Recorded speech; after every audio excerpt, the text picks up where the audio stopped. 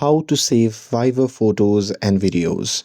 Hey everyone, welcome back to the channel. In today's video, I'll show you how to save Viber photos or videos. So now, without further ado, let's get started. So here, first thing first, open the Viber app on your phone and make sure that you're logged in to your account.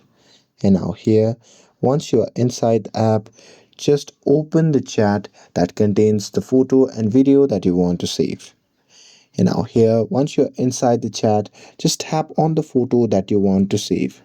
But here, as of right now, this is the photo that I have sent, so I won't be able to save it. But if you receive the photo from other person, then you can simply save it by tapping on the three dot icon shown in the top right corner of the screen.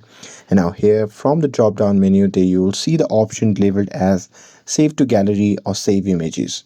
So just tap on it, and after that the photo will be saved to your phone's gallery. And that's it.